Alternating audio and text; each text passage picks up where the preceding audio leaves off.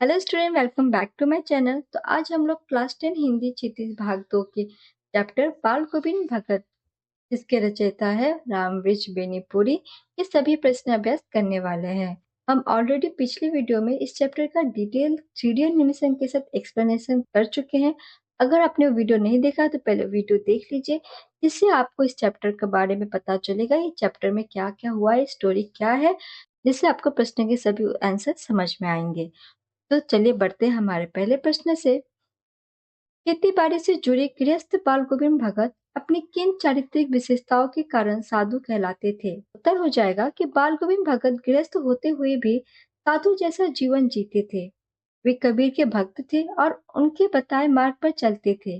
वे कभी झूठ नहीं बोलते थे, किसी से बेवजह झगड़ा नहीं करते थे और किसी की वस्तु बिना पूछे नहीं लेते थे। खेती से जो कुछ प्राप्त होता उसे वे साहब का प्रसाद मानते थे।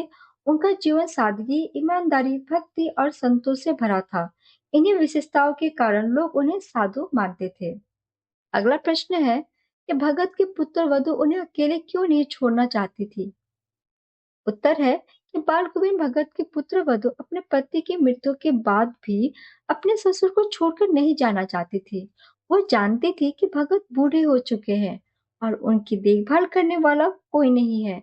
उसे चिंता थी कि उनके बुढ़ापे में भोजन कौन बनाएगा, बीमारी में उनकी सेवा कौन करेगा और उन्हें पानी कौन देगा। इसी प्रेम और सेवा भाव के कारण वो भगत को अकेला छोड़कर जाने के लिए तैयार नहीं थी। अगला प्रश्न है कि भगत ने अपने बेटे की मृत्यु पर अपनी भावनाएं किस तरह व्यक्त की? तो उत्तर हो जाएगा, अपने इकलौते बेटे की मृत्यु पर बाल गोविंद भगत ने सामान्य लोगों की तरह विलाप नहीं किया। उन्होंने बेटे के शव के पास बैठकर कबीर के पद गाए और खजरी बजाई। वे अपनी पुत्र वधु को भी समझाते रहे कि रोने के बजाय ये समझना चाहिए कि आत्मा परमात्मा से मिलने जा रही है। उन्होंने बेटे के अंतिम संस्कार के समय भी धैर्य बनाए रखा और अपनी पुत्रवधू से उसके अंतिम संस्कार की अग्नि दिलवाई। इससे पता चलता है कि मृत्यु के समय भी उनका ईश्वर और आत्मा की अमरता पर विश्वास अडिग था। नेक्स्ट क्वेश्चन है, भगत के व्यक्तित्व और उनकी वेशभूषा का अपने शब्दों में चित्र प्रस्तुत कीजिए। उत्तर हो जाएगा कि बाल गोविंद भगत लंबे कद, गोरे रंग और चमकते चेहरे वाले बृहद व्यक्ति थे।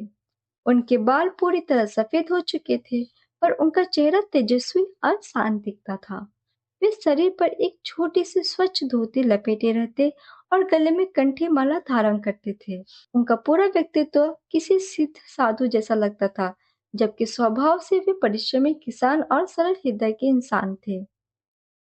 अगला प्रश्न है कि बाल गोविंद भगत की दिनचर्या लोगों के अचरज का कारण क्यों थी? उत्तर है कि बाल गोविंद भगत की दिनचर्या लोगों के लिए इसलिए अचरज की बात थी क्योंकि वे उम्र दराज होकर भी बहुत सक्रिय थे। वे सुबह जल्दी नदी में स्नान करते, खेती करते और साथ साथ कबीर के पद गाते थे।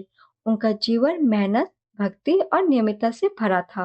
अगला प्रश्न है कि पाठ के आधार पर बाल गोविंद भगत के मधुर गायन की विशेषताएं लिखिए। उत्तर हो जाएगा, बाल गोविंद भगत का गायन मधुर और भावपूर्ण था। वे कबीर के पदों का तन्मयता से गाते थे, जिससे सुनने वाले भी भाव विभोर होकर उनके संगीत में डूब जाते थे। खेतों में काम करने वाले लोग भी उनके गीत की लय के अनुसार काम करने लगते थे। अगला प्रश्न है कि कुछ मार्मिक प्रसंगों के आधार पर यह दिखाई देता है कि बाल गोविंद भगत प्रचलित सामाजिक मान्यताओं को नहीं मानते थे। पाठ के आधार पर उन प्रसंगों का उल्लेख कीजिए। उत्तर हो जाएगा कि कुछ प्रसंग ऐसे थे जो ये बताते थे कि भगत प्रचलित सामाजिक मान्यताओं को नहीं मानते थे।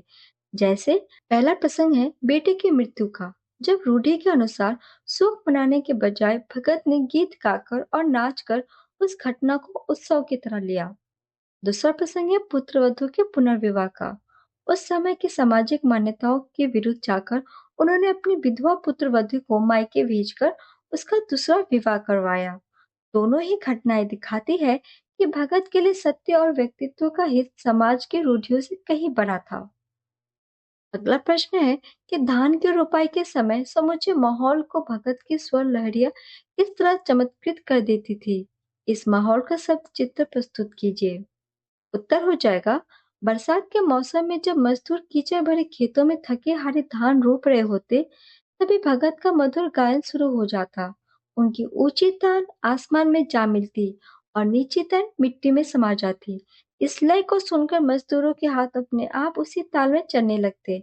थकान गायब हो जाती और पूरा वातावरण संगीतमय हो उठता, मानो वर्षा, आकाश, मिट्टी और स्वर सब मिलकर एक ही सुरीले दृश्य में बदल गए हो। तो बच्चों, इसी के साथ हमारा बाल गोविंद भगत के सभी प्रश्न अभ्यास कंप्लीट होते हैं। नाउ इट्स टाइम फॉर सीखो और परखो। तो मैंने यहाँ पर इस चैप्टर से कुछ इंपॉर्टेंट एमसीक्यू सेलेक्ट किए जो आपके बोर्ड एग्जाम में आने के लिए हाई चांसेस है। तो ईच क्वेश्चन के लिए आपको 5 सेकंड्स मिलेंगे। स्टार्ट करते हैं हमारे फर्स्ट क्वेश्चन से। बाल गोविंद भगत पाठ के लेखक कौन है? Option A Mahadevi Verma, option B Ramvriksh Benipuri, option C Yashpal, या फिर option D Bhadant Anand Kausalyayan. And आपका टाइम स्टार्ट होता है अब।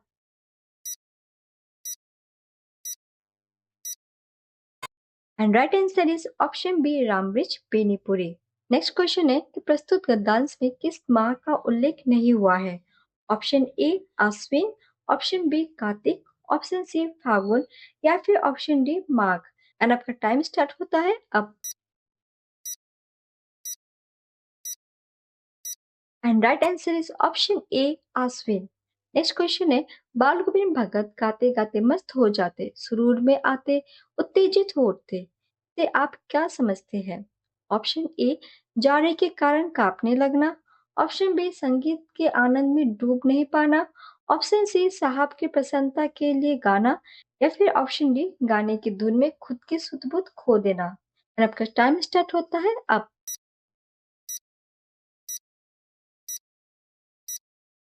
And right answer is option D गाने की धुन में खुद की सुध बुध खो देना। नेक्स्ट क्वेश्चन है कि पूरब में लोही लग गई थी, वाक्य का अर्थ है? ऑप्शन ए पूरब में सूरज पूरा निकल गया, ऑप्शन बी पूरब दिशा में चांद खूब चमक रहा है, ऑप्शन सी शुक्र तारे की चमक आसमान में बढ़ रही है, या फिर ऑप्शन डी पूरब में सूर्य निकलने से पहले की लालिमा है। एंड आपका टाइम स्टार्ट होता है अब।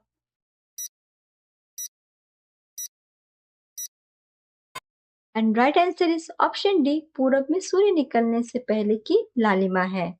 नेक्स्ट क्वेश्चन है धान के रोपनी करते वक्त बाल गोविंद भगत गाते थे। ऑप्शन ए ईश्वर के भजन, ऑप्शन बी सूरदास के पद, ऑप्शन सी रामचरितमानस की चौपाई, या फिर ऑप्शन डी कबीर के पद। एंड आपका टाइम स्टार्ट होता है अब। And right answer is option D Kabir के पद। नेक्स्ट क्वेश्चन है लेखक किस बात पर सबसे अधिक मोहित थे? ऑप्शन ए भगत के धान रोपने के कौशल पर, ऑप्शन बी भगत के मधुर गान पर, ऑप्शन सी भगत के सौम्य व्यवहार पर, या फिर ऑप्शन डी भगत के निर्लिप्त स्वभाव पर। एंड आपका टाइम स्टार्ट होता है अब।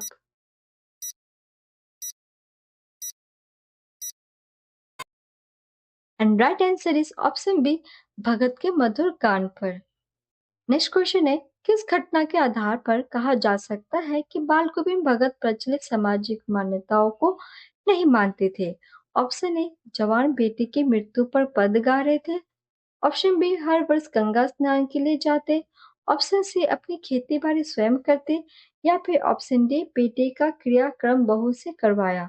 एंड आपका टाइम स्टार्ट होता है अब।